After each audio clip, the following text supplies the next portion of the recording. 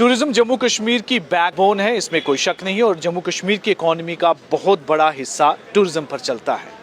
लेकिन जिस तरह से एक अनफॉर्चुनेट घटना जो पहलगाम में घटित हुई, जिसमें 26 निर्दोष लोग जो हैं वो मारे गए और जो टेररिस्ट हमला हुआ उसके बाद टूरिज्म में काफ़ी ज़्यादा गिरावट यहाँ पर देखने को मिली और वहीं पर इसका असर जम्मू प्रोविंस में भी देखने को मिला है।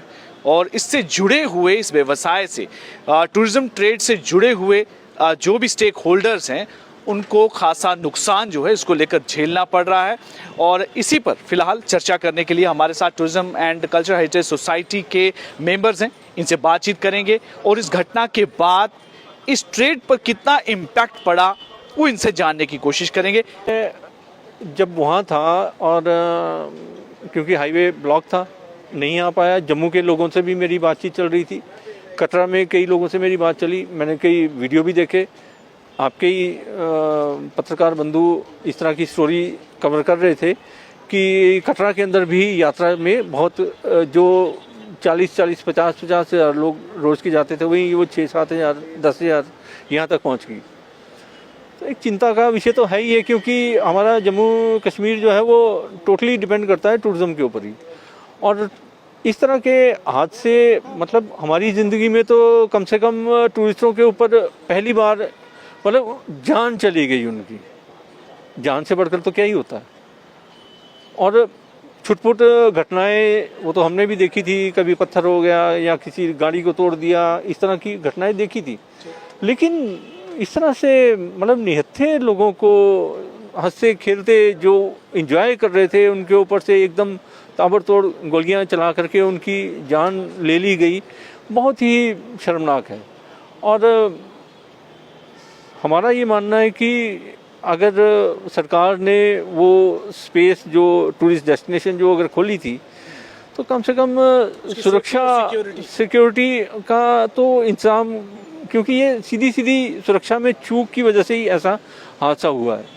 क्योंकि बाद में आपने भी देखा हमने भी देखा कि लोग ये कहते पाए गए कि सिक्योरिटी जो है वो कम से कम 1.5-2 घंटे बाद वहाँ पहुँची। बिल्कुल, लेकिन मैं इस बीच में देखिए ये घटना बिल्कुल सही कह रहे हैं कि बहुत अनफॉर्चुनेट थी, सबको इसके बारे में काफ़ी दुख है और पूरे देश में इस समय जिस तरह से उबाल है। लेकिन अब इसको लेकर जब पूरा जम्मू कश्मीर का दारोमदार टूरिज्म पर बहुत बड़ा है तो अब ऐसी सिचुएशन में हर एक कहीं ना कहीं इस टूरिज्म के साथ जुड़ा हुआ है, तो क्या आप देखते हैं थोड़ा उसके बारे में अगर आप मुझे बताएं। हमारे साथ 3 होटल और हैं, छोटे लॉजेज हैं, होटल नहीं है लॉजेज हैं।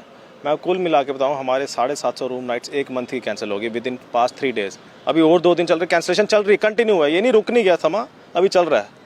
ये जून तक 15 जून तक सब कैंसिलेशन हो चुकी है, जो कि फुल रिफंड मांग रहे हैं। हम देंगे, गवर्नमेंट का ऑर्डर है, हमें देना भी पड़ेगा, बिल्कुल टाइम के साथ देंगे, वो हम मना नहीं कर रहे हैं। पर इसका नेगेटिव इम्पैक्ट इतना हो गया है कि सर मेरे पास 16 एम्प्लॉयज़ अगर काम कर रहे हैं, मुझे उनका प्रोविडेंट फंड भी काटना है, उनको सैलरी भी देनी है, उनको खाना भी देना है, मैं कहाँ से दूंगा सर?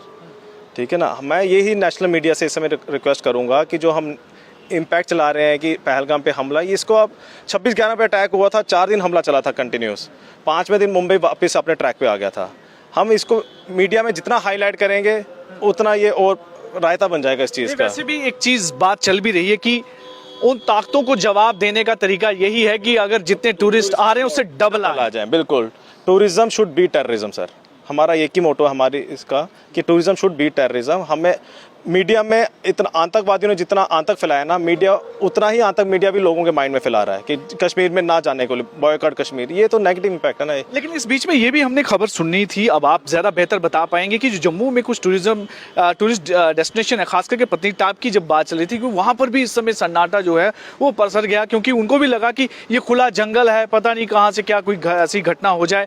एक तो इसकी सच्चाई क्या आपको भी ऐसा जानकारी अगर है तो क्या लगता है कि हमारे जम्मू का एक सबसे इम्पोर्टेंट वो टूरिस्ट डेस्टिनेशन है, वहाँ फिर किस तरह की व्यवस्था होनी? सर जम्मू शहर के अंदर जब टूरिस्ट ना के बराबर रह गया है तो पत्नीटॉप तो फिर जम्मू से 3 घंटे का रास्ता है पहाड़ के।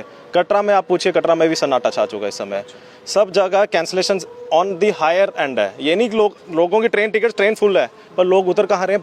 पठानकोट से कहाँ जा रहे हैं? धर्मशाला, मैक्लोडगंज, हिमाचल, वहाँ से उतर के चल रहे हैं। ये ट्रेनें खाली नहीं आ रही, ट्रेनें भर के आ रही हैं, पर पठानकोट में खाली हो रही है। जम्मू आने की बजाय लोगों ने अपनी डेस्टिनेशन ही बदल ली है।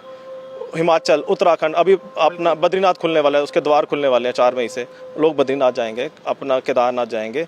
मतलब कश्मीर, एक मीडिया को चाहिए कि कैसे कश्मीर को प्रमोट किया जाए।